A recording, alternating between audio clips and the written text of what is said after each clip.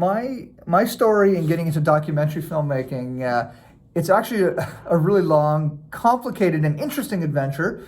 But the compressed version is this: I went to film school for 3 years at Niagara College, and we learned how to make films with film, with 16 millimeters, Super 16 mil, and we learned to edit with the Steenbeck, which is the old analog way of putting films together.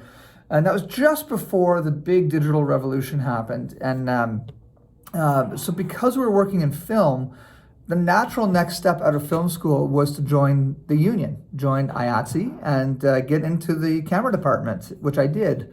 And I started as a second camera assistant, where I would actually load the film into the camera mag. I would be the slate guy, scene 3, take 2, that type of thing, and essentially just be another cog in the wheel to make this big machine work. And that was for scripted films, dramas, science fiction shows, things like that.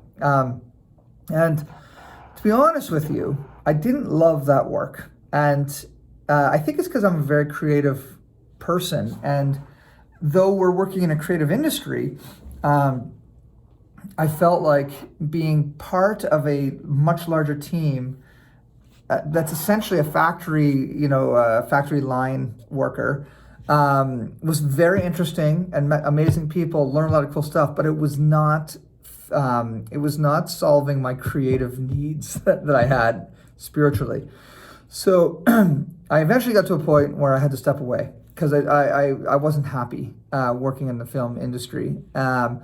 And then I ended up buying a video camera, a digital video camera, a little Canon GL1, and I found myself in the Caribbean working on a sailboat for quite some time, delivering cargo, all by the force of the wind. And we would go island to island down to South America and Suriname to get really specific, selectively cut wood to bring up to boat builders in Martha's Vineyard, and share a whole bunch of really cool things with island communities that typically wouldn't have the ability to get products sent to them efficiently and quickly and affordably. So we did that for quite some time, but I filmed the whole thing.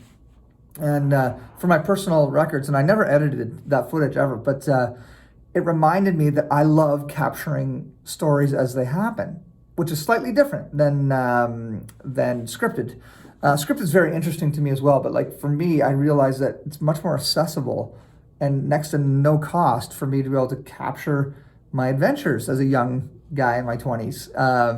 So I started doing that and doing a lot of it. And I started capturing music festivals and documentaries that mattered to me, and doing it all very grassroots with minimal budgets. And that just continued my path into being a documentary filmmaker, where we figured out how to actually do it and sell to broadcasters and do television series, documentaries and whatnot. And that's my path. And, we will dip our toes into scripted drama at some point, I'm sure, but documentary storytelling is really the strength. And that's the condensed version of my story.